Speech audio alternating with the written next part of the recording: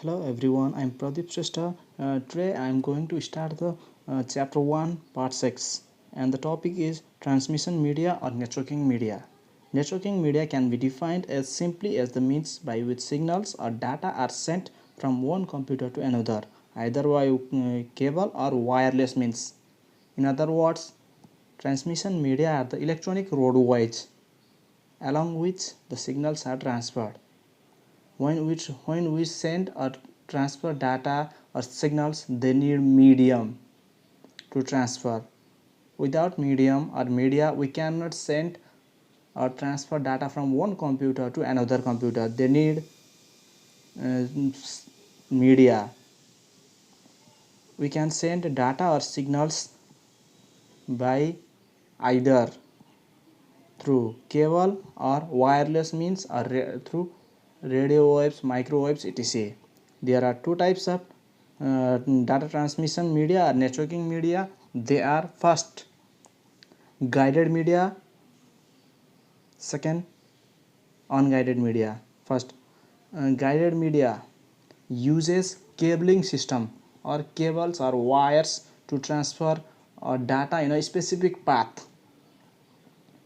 It is also known as bounded media. Since the data signals are bounded by the cabling system, so they are called bounded media. Cable can be physical or conductive media like wires, coaxial cables, fiber optic cables, twisted pair cables, etc. Second, unguided media. In unguided media, uh, there is no wires or cables involved while transferring or sending data signals. Unguided media uses transmission carrier to send data signals through the air instead of cables.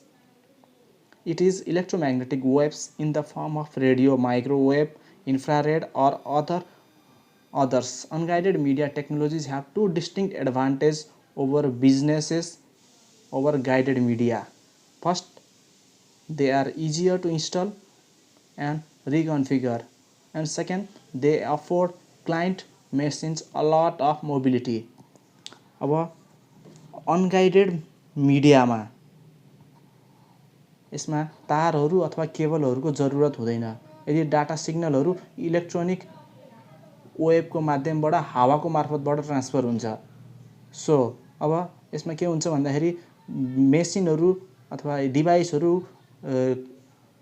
Connect गर्न अथवा install गर्न सजिलो हुन्छ भने अब कुनै पनि device जुन डिभाइसबाट डाटा ट्रान्सफर गर्नुपर्ने हो त्यो डिभाइस हामीले जता पनि हामीले बोकेर लिएर हिँड्न मिल्छ। अ लट अफ मोबिलिटी पाउँछ डिभाइसहरूले, सजिलैसँगले हामीले जता पनि बोकेर हिँड्न मिल्छ।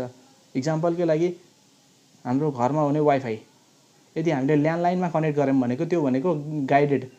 ल्यान्डलाइनमा कनेक्ट गऱ्यौँ भने तारले भेट्दासम्म मात्रै हामीले त्यो डिभाइस बोकेर अथवा लिएर हिँड्न मिल्छ भने तारले नभेटेपछि हामीले एक ठाउँमै बसेर चलाइरहनु पर्ने हुन्छ। भने वाइफाईमा कनेक्ट भइसकेको डिभाइस, मोबाइल, ल्यापटप हामीले एउटा कोठाबाट अर्को कोठा अथवा एउटा घरबाट अर्को घर पनि हामीले जता पनि बोकेर हिँड्न मिल्छ।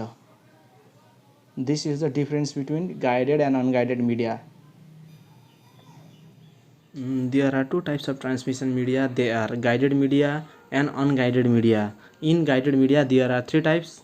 They are twisted pair cable, coaxial cable, and fiber optic cable. In unguided media, there are three types. They are radio waves, microwaves, and infrared. Guided media. In a transmission media, if electrical or electromagnetic waves are guided along a physical path, then it is called guided media. In guided media, the data or electromagnetic waves are sent through cables or wires. Guided media भनेको चाहिँ त्यस्तो media हो जहाँ चाहिँ data वा electromagnetic waves अथवा सिग्नलहरू चाहिँ cable अथवा वायरको माध्यमबाट पठाइन्छ।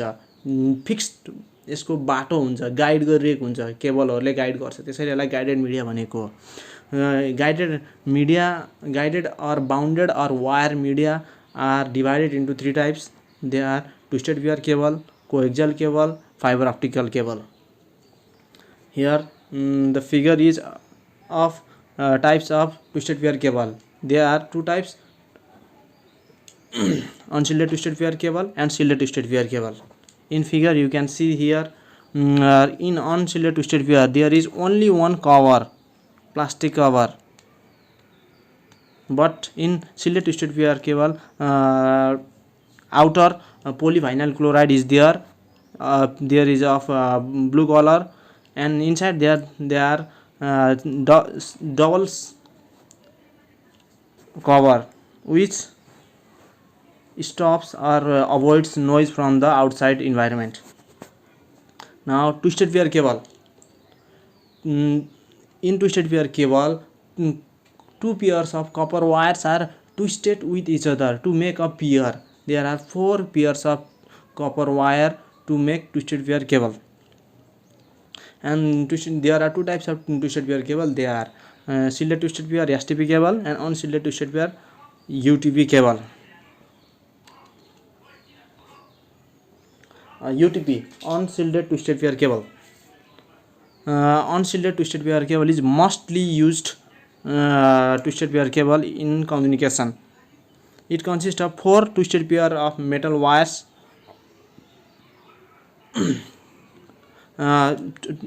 अनसिल्डेड ट्विस्टेड पेयर केबलमा चाहिँ के हुन्छ भन्दाखेरि मात्र एउटा पोलिभाइनल क्लोराइड को ज्याकेट अथवा कभर हुन्छ बाहिरबाट भने भित्रपट्टि सानो प्लास्टिक कभर हुन्छ त्यति मात्रै हुन्छ भने यो चाहिँ कम्युनिकेसनमा एकदमै धेरै युज हुन्छ र 4 पेयर 8 वटा कलरहरु को वायर ट्विस्टेड गरेर 4 पेयर बनाइएको हुन्छ कलरहरु यहाँनिर दिएको छ orange white white green white blue blue white green brown white brown मैले यसको बारेमा पहिला पनि भनिसकेको थिए पहिलाको भिडियोमा र यो ट्विस्टेड अनसिल्डेड ट्विस्टेड पेयर केबलको दुईवटै इन्डमा RJ45 कनेक्टर युज गरिन्छ अहिले जुन जसको फोटो चाहिँ यसपछि मैले राखेको छु हेर्न सक्छौ र त्यो चाहिँ इथरनेट सर्किट अथवा हाम्रो कम्प्युटरमा कनेक्ट गर्न सकिन्छ र डाटा ट्रान्सफर अथवा इन्टरनेट चलाउन अथवा कनेक्ट गर्न सकिन्छ सिल्डेड ट्विस्टेड पेयर केबल अब सिल्डेड ट्विस्टेड पेयर केबलमा चाहिँ अनसिल्डेड ट्विस्टेड पेयर केबलमा भन्दा अलिकति बढी सेक्युर हुन्छ अथवा कभरहरु राखिएको हुन्छ यहाँनिर देख्न सक्छौ बाहिरपट्टि प्लास्टिक कभर लेखेको छ जुन चाहिँ पोलिभाइनल क्लोराइड हो त्यसपछि मेटल सिल्ड हुन्छ र त्यसपछि इन्सुलेसन भनेको बाहिर इलेक्ट्रोम्याग्नेटिक सिग्नलहरुलाई अथवा बाहिरी नोइजहरुलाई आउन नदिनको लागि इन्सुलेसनहरु राखिएको हुन्छ त्यसपछि मात्रै भित्रपट्टि कपर वायर हुन्छ यसलाई यसरी सिल्डेड ट्विस्टेड पेयर केबल बनाइन्छ र यो सिल्डेड ट्विस्टेड पेयर केबल चाहिँ एकदमै फास्ट डाटा ट्रान्सफर गर्नको लागि प्रयोग गरिन्छ हेर्न सक्छौ यहाँनिर सिल्डेड ट्विस्टेड पेयरको आर्किटेक्चर PVC ज्याकेट अनि त्यसपछि मेटल सिल्ड हो त्यो अनि त्यसपछि प्लास्टिक यहाँनिर इन्सुलेटर छ अनि त्यसपछि भित्रपट्टि केबल छ copper wire next coaxial cable Coaxial cable is a type of cable that has an inner conductor surrounded by tubular insulated layer surrounded by tubular conducting shield. अब coaxial cable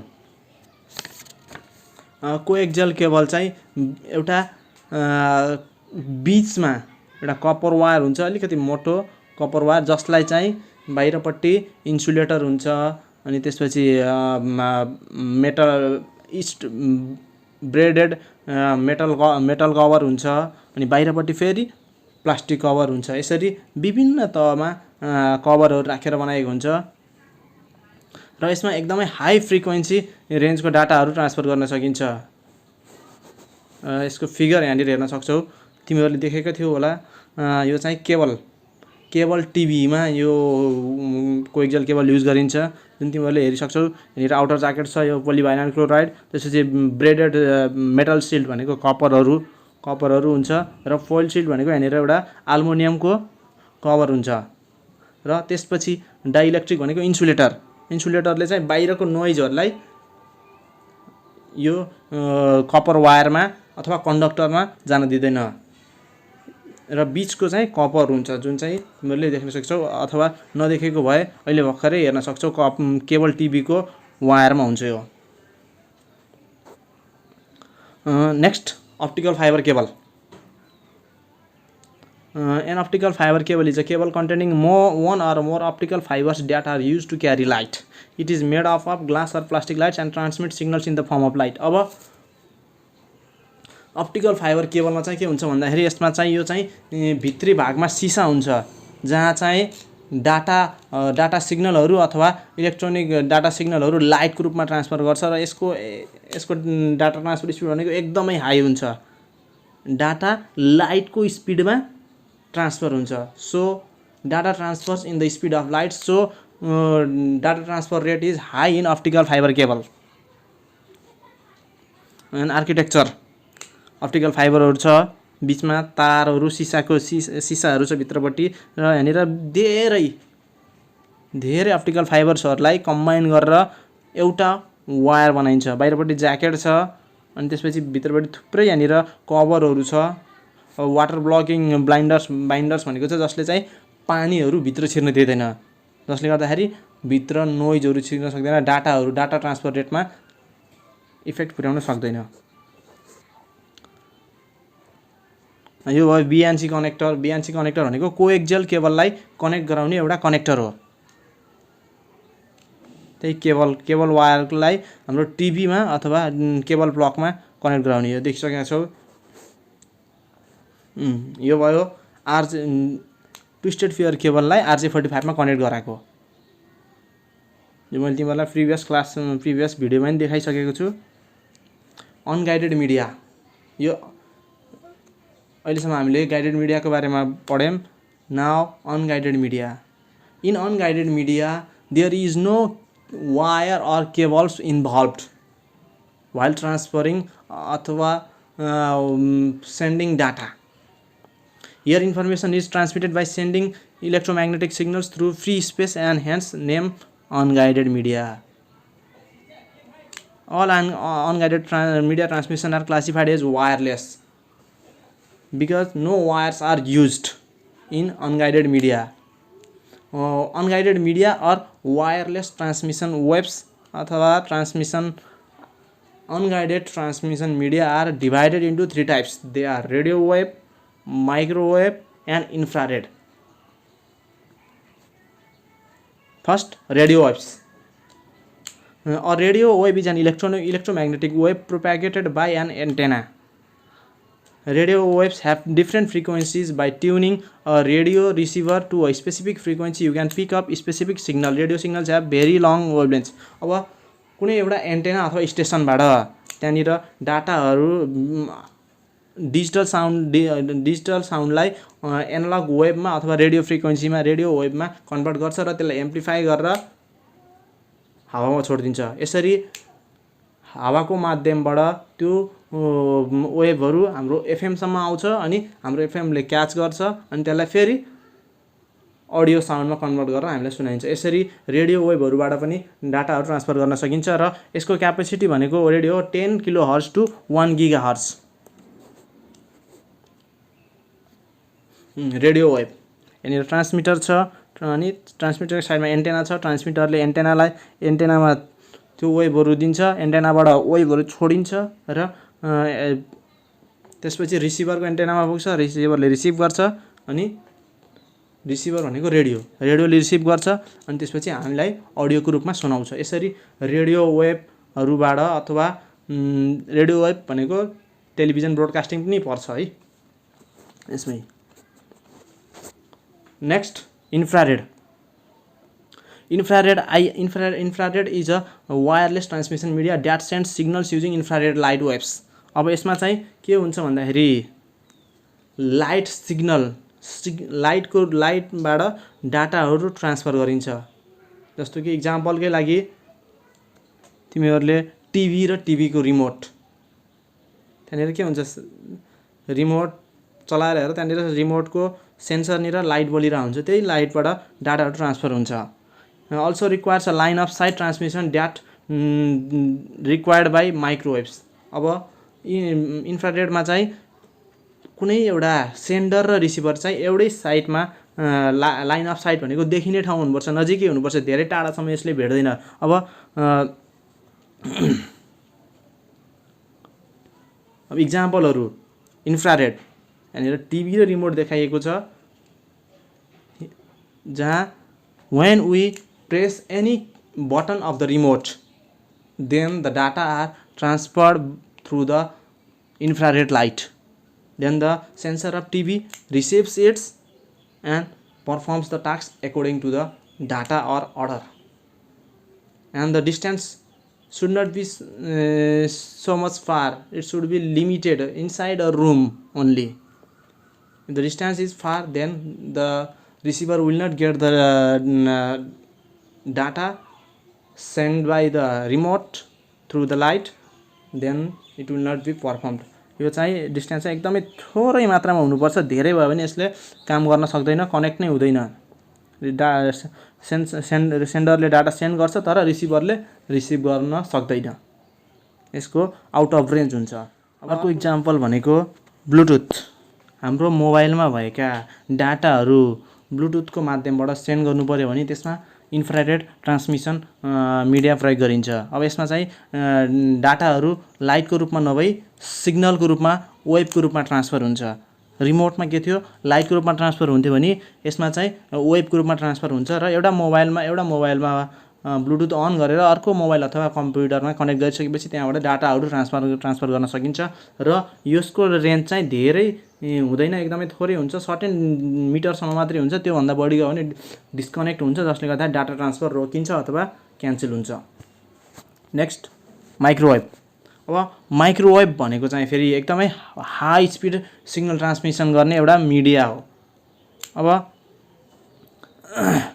माइक्रोवेभले चाहिँ certain एउटा स्टेसनबाट अर्को स्टेसनसम्म डाटाहरू transfer गर्ने गर्छ। एकदमै धेरै range हुन्छ यसको रेन्ज भनेको 50 kilometre. If it has to transfer data more than 50 kilometer, then we should place a repeater somewhere between them, the station. अब 50 किलोमिटर भन्दा बढीको रेन्जमा डाटा ट्रान्सफर गर्नु पर्यो भने यसले सक्दैन, यसको रेन्जले भेट्दैन, त्यसैले बीचमा हामीले रिपिटर राख्नुपर्ने हुन्छ। अब इज फास्ट बट लिमिटेड। यो चाहिँ फास्ट छ but limited to line of sight transmission. अब इन्फ्रारेड ट्रान्समिसनमा जस्तै यसमा पनि के हुनुपर्छ, दुईवटा सेन्डर र रिसिभरहरू बीच एक अर्काले देख्ने ठाउँमा हुनुपर्छ। भनेको एउटा टावरबाट अर्को टावर देख्नुपर्ने हुन्छ। यदि देखिएन भने त्यहाँनिर डाटा ट्रान्सफरहरू हुन सक्दैन, भए पनि एकदमै विक सिग्नलहरू मात्रै, एकदमै थोरै मात्रामा सिग्नलहरू ट्रान्सफर हुन्छ। अब इक्जाम्पल यहाँनिर दिएको छ पोइन्ट टु पोइन्ट माइक्रोवेभ भनेर। यहाँनिर एउटा बिल्डिङ छ, बिल्डिङमा रहेको टावरबाट अर्को टावरसम्म यहाँनिर डाटाहरू ट्रान्सफर भएको छ र यहाँनिर के देखाइएको छ भन्दाखेरि दुईवटै टावरहरू लाइन अफ साइटमा छ, भनेको एउटा टावरबाट अर्को टावर देखिने ठाउँमा छ। Microwave transmission. अब यदि माइक्रोवेभमा चाहिँ यदि एउटा टावरबाट अर्को टावरको बिचमा जङ्गल, घना बस्तीहरू भयो भने त्यहाँनिर चाहिँ सिग्नलहरू लस हुन्छ। अब इक्जाम्पलको लागि हाम्रो सिम कार्डको नेटवर्क, हामी यदि जङ्गलमा गयौँ भने के हुन्छ, सिग्नल टावर घट्दै जान्छ। किन? त्यहाँनिर माइक्रोवेभको सिग्नलहरू राम्रोसँग ट्रान्सफर हुन पाउँदैन, पास हुन पाउँदैन, जसले गर्दाखेरि विक सिग्नल हुन्छ। अब कतिपय ठाउँमा त टावर नै टिप्दैन, त्यो प्रब्लम हुनु।